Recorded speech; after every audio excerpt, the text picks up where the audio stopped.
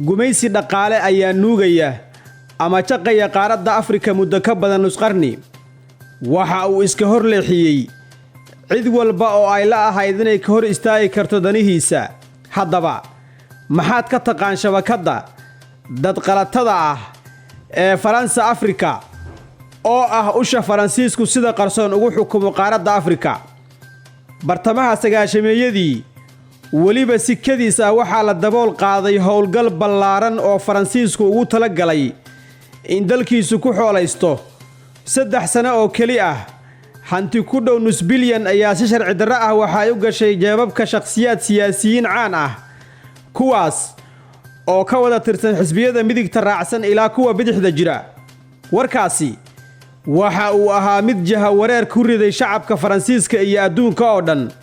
ha yeeshee taas waxaaba ka darnaa kana wareer iyo waali badnaa in isha iyo meesha ay hantidaasi ka timid ay ahayd qaaradda ugu saboolsan dhulka, waa Afrika. waxa ay ahayd ceeb iyo fadeexad weyn oo loo aqoonsaday fadeexaddii elef. waxa ay daboolka ka qaaday ceebtaasi hanaanka xiriir madmadow ku jiro oo dhismay isla markaana socday 50 sano oo xiriir ah. xiriirkaas ayaa u dhaxeeyay Faransiiska iyo dalalkii uu gumaysan jiray ee qaaradda Afrika. fadeexadaas waxaa ku lug lahaa diblomaasiyiin, saraakiil ciidan, sirdoon iyo ganacsato. waxaaba ku jiray calooshood u shaqaystayaal ay hawshoodu ahayd ku haya Afrika gacanta Faransiiska. muddo ay ka soo wareegtay 10 sano isla markaana ka badan hal qarni ka hor, dhulka 20 dawladood oo Afrikaan ah ama kala bar dawladaha qaaradda Afrika ayaa u gacan galay gumaysiga Faransiiska. bartamaha qarnigii 20aadna awoodda fuluneed ee gumaystaha gabalkeedii waa dhacay, waxaana soo kacay dhaqdhaqaaqyada xorriyadoonka ah. sidaas awgeed gumaystaha Faransiisku waxa uu ku qasbanaa inuu raadiyo tab iyo xeelad kale oo cusub oo xiriirka mustacmaradihiisu ku sii jiri karo.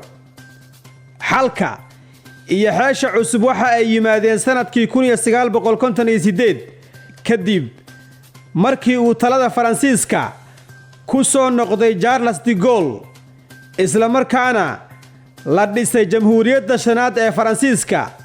de Gaulle waxa uu soo jeediyey in 14 waddan oo Afrikaana la siiyo madax bannaani horaanta sanadka 1960. ha yeeshee de Gaulle si qarsoon ayuu Afrikaanka ugu dhigayay siriq iyo shabaq cusub oo ay ku dhacaan si ay ugu sii qasbanaadaan inay Faransiiska saaxiib iyo wadaay la sii ahaadaan ugu yaraan nus qarni kale. Charles de Gaulle waxa uu yaqiinsaday in kaalinta Faransiiska ee Afrika ay ku xiran tahay ama ay u rahman tahay awoodda Faransiisku u leeyahay cayminta iyo ilaalinta baahiyihiisa macdanta ciiriinka ah. iyada oo haddaba halkaas laga duulayo waxa uu dhisay hanaankiisa cusub ee gumaysiga Afrika. waxa uu hawshaas u wakiishay 2 nin oo kala ah Pierre Goualmat oo ahaa wasiirkiisii shidaalka iyo Jacques Foccart xogayihiisii guud oo ahaa farsamayaqaanka dhabta ah ee shabakadda Faransa Afrique. muddo gaaban gudaheed shabakadahaasi waxa ay noqdeen habka ugu waxtarka badan ee lagu casriyeyn karo gumaysiga Faransiiska, laguna hoos wadi karo howlo kale oo halis ah, kuwaas oo aan marnaba hoos tegin hay'ad siyaasadeed oo Faransiisku leeyahay isla markaana aan raacsaneyn wasaaradda arrimaha dibadda ee Faransiiska, balse waxaa si toos ah u maamulayay madaxweynaha. howlahaas halista ah waxaa ka mid ahaa abaabulidda afgambiyada ama haddii loo baahdo fashilintooda, magacaabista madaxweynayaal iyo haddii loo baahdo riditaankooda, maalgelinta dhaqdhaqaaqyada kooxaha fallaagada iyo haddii loo baahdo la dagaalankooda, iyo sidoo kale qaarajinta siyaasadeed oo laga fulinayo dhammaan gudaha waddamadaas. howlahaas oo dhami waxa ay ahaayeen shaqooyin sharci ka ah dhinaca shabakadda Jacques Foccart. dharbaaxadii bilowgu waxa ay ka timid Ghana oo gaartay madax bannaanideeda sanadkii 1958 inta badan libinta xorriyadda Ghana waxaa lahaa madaxweynihii Ghana ee xilligaas Ahmed Sakatori oo ka soo horjeeday iska caabinna kala hor yimid gumaystaha Faransiiska abaalmarinta iyo ciqaabidda madaxweyne Sakatori waxa ay ahayd hawsha ugu muhiimsan uguna hortobinta leh ee shabakadda Faransa Afrika fulinta hawshaas waxaa loo gacan geliyay Maurice Robert oo ahaa sargaal hore oo ka tirsanaa sirdoonka Faransiiska Maurice Robert dalka Ghana waxa uu ku harqiyay lacag been abuur ah si loo burburiyo dhaqaalaha waddanka waxa uu horseeday in 3,000 oo ganacsade oo Faransiis ah kana mid ahaa dad kale dhaqaalaha iyo ra'sumaalka Ghana ay guud ahaanba isaga baxaan dalka intaas kuma gaabsane Maurice Robert waxa uu dhaqaaqay tababarka iyo hubaynta koox mucaarad ah oo u dhalatay Ghana waxa uu isugu daray saanad iyo sahay si xilka looga tuuro madaxweyne Ahmed Sakatori Robert howlgalkaas waa ku fashilmay Sakatorina waxa uu ku guuleystay inuu xilka sii joogo ha yeeshee waxa uu isu rogay mid ka mida kaligitalisyadii ugu madaxa adkaa waagaas qaaradda Afrika dalka Cameroon Faransiisku waxa uu ogolaansho buuxda siiyey howlgal lagu qaarajinayo hogaamiyihii mucaaradka ahaa waa Félix Ronald Monnoyi kaas oo lagu qaarajiyey sunta thalliumka Faransiisku dilka Félix Monnoyi waxa uu ku taageeraya madaxweyne Ahmed Ahedjo oo waday la ahaa gacan saar fiican la lahaa Paris Nigeria si Faransiisku u ilaashado dhaqaalaha ka soo gala shidaalka gobolka Bayafara oo horay Ingiriisku u gumaysan jiray Faransiisku waxa uu tababaray dhaqdhaqaaq fallaaga ah oo sababay dagaal sokeeye oo dhiig badan ku daatay isla markaana ka tagay geerida 1 milyan oo qof dalka Benin ee galbeedka Afrika kaaliyihii hore ee Jacques Faucart René Joranak ayaa isku dubariday faragelin fashilantay ujeedadu waxa ay ahayd in xilka laga tuuro madaxweyne Mathieu Karakou Ren ayaa markii uu fulinayay afgambigan waxa uu taageero ka helay ciidan ka mid ah calooshood u shaqaystayaasha oo uu hogaaminayay Bob Denard oo loogu yeeri jiray ayga dagaalka dhammaan ciidanka loo adeegsaday howlgalkan waxa lagu tababaray dalka Gabon oo dhaca bartamaha Afrika kaas oo mar dambe eeday ka hor imaadkii awoodda gumaystaha Faransiiska dalka Gabon waxa lagu tiriyaa inuu yahay tusaalaha ugu adag uguna cad ee tilmaami kara awooddii faraha badnayd ee ay ku lahayd waddankaas shabakadda Faransa Afrika Leon Emba ayaa Faransiisku madaxweyne uga dhigay waddanka Gabon horin military ah ayaa samaysay faragelin ujeedadeedu ahayd in awoodda Gabon dib loogu soo celiyo Leon Emba kadib markii afgambi looga tuuray xukunka sanadkii 1964 kadibna Faransiiska ayaa la wareegay sugidda nabadgelyadiisa isaga oo tababaray ciidan u badan Gabon oo uu u diyaariyay ilaalada madaxtooyada waxaaba Faransiisku hindisay in wax ka bedel si weyn u hirgalay lagu sameeyo dastuurka Gabon wax ka bedelkaas dastuurka Gabon waxa ku yimid Umar Bongo oo noqday madaxweyne ku-xigeenka Gabon isaga oo markii dambana ku booday xilka iyo kursiga madaxweynaha waliba iyada oo aan la dooran sanadkii 1967 Afrikada dhexe oo martigelisay mid ka mid ah saldhigyadii military ee ugu weynaa saldhigyada Faransiiska ee qaaradda Afrika arrintu sidaas wax badan kama duwaneyn Faransiisku waxa uu taageeray ama caawiyay afgambi military oo uu horkacay sargaal loo tirinayo inuu geystay xadgudubyo la yaab leh waa Jean Bedel Bokassa oo isu caleema saaray inuu yahay boqorka guud ee waddanka isaga oo taas uga dayanaya sida uu qabay boqorkii Napoleon markii ay haddaba hogaamiyayaasha Afrikaanku ku gacan saareen dhaqanka iyo hal-abuurka Bokassa Faransiisku waxa uu ku qasbanaaday inuu xilka ka tuuro Jean Bedel Bokassa isaga oo adeegsaday howlgal u ekaa inuu yahay mid ciidan kaas oo loo aqoonsaday howlgalkii Barakooda.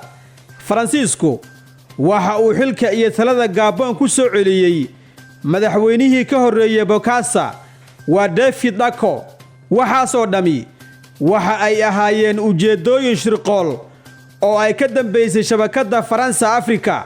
yoolku waxa uu ahaa in Faransiisku ilaashado ilaha uu ka helo khayraadka tamarta iyo macdanta ciiriin oo ay ugu horeyso macdanta uraniumku. intaasna waxa dheeraa in Faransiisku yeesho isla markaana gacanta ku haysto koox saaxiib la ah oo codkooda siiya Faransiiska marka la joogo ururada iyo golayaasha caalamiga ah. ujeeddo kalena waxa ay ahayd joojinta isballaarinta midowgii Soofiyeed ee Afrika intii lagu jiray dagaalkii qaboobaa. لكن مصالح الدولة ليست كل ما في الأمر. salka iyo asaaska sheekada shabakadda Faransa Afrika waxa ku lamaansanaa xaqiijinta dana gaar ahaaneed iyo bixinta laaluushka dhaqaale ku qulqulayay jeebabka rag jaal iyo saaxiib la ahaa hogaamiyaasha Afrikaanka ah. arrintu waxa ayba gaartay kaydka ama qasnadaha lacagta ee madaxda Faransiiska sida Valery Stein, Francisco Mitterrand iyo Jacques Chirac. shirkadaha Faransiisku waxa ay dalalka Afrika ka ahaayeen bridge-ka ama buundada isku xirta kaalintaas madow si hantida iyo dhaqaaluhu ugu kala gudbo shabakadahaas. shirkadaha balaayadaas falkiya waxa ugu horreeyay shirkadda LF ee shidaalka taas oo lahayd xanaan sirdoon oo u gaar ah qaraxa. fadeexaddii LF ee sagaashameeyadii ayaa wareerisay wishkana ku yeerisay guud ahaan Faransiiska oo dadaal badan geliyay sidii loo koobi lahaa dhibaatadii ka dhalatay fadeexaddaas iyada oo laga taqalusay ama la baabi'iyay shirkaddii LF laguna daray shirkadda kale ee u dhiganta kana yareyd ee Total. intaas kadib waxa muuqatay in awoodda fulineed ee Faransiisku soo koobmayso marka la joogo Afrika. miisaanka awooduna uu wareegaya dhinaca hogaamiyaasha Afrikaanka kuwaas oo ka faa'iideystay fursadda si ay jaalnimada siyaasadda ugu beecsadaan suuqyada Paris. sanadkii 2004 Faransiiska waxa ku dhacay dharbaaxo kale oo adag. markan dhibaatadu waxa ay ka timid Ivory Coast kadib markii uu Laurent Gbagbo talada iyo xukunka xoog uga qaatay Henry Konan Bedeye oo ahaa jaal iyo saaxiib Faransiisku ku xisaabtamo. dagaal dhab ah ayaa ka qarxay Ivory Coast kadib markii Laurent Gbagbo duqeeyay saldhigyadii ciidanka Faransiiska ee waddanka isla markaana ku dilay 9 askari oo Faransiis ah. Faransiiska oo aad uga carooday falkaas iyo waxa dhacay waxa uu burburiyay ciidankii cirka ee Saaxil al-Caaj. labada dalna waxa ka dhex qarxay xifaaltan iyo xiriir xumo aan horay u dhicin. sababtu waxa ay ahayd markii taageerayaashii Laurent Gbagbo ay bannaanka u soo baxeen si ay u food saaraan ciidanka Faransiiska. markan mashaqadu waxa ay ka dhacday jidadka Paris.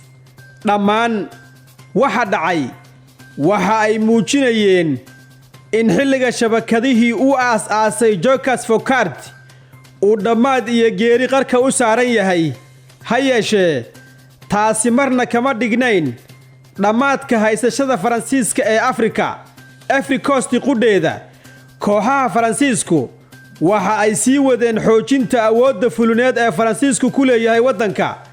waxa ugu horreeyay kooxahaas shirkadaha farsamayaqaanka u dhashay Faransiiska oo awood ballaaran ku lahaa dalka. waa Vincent Bolloré oo ka dhistay gacanka dowladaha Guinea boqortooyo ballaaran oo leh awood fulineed oo aan horay loo arag.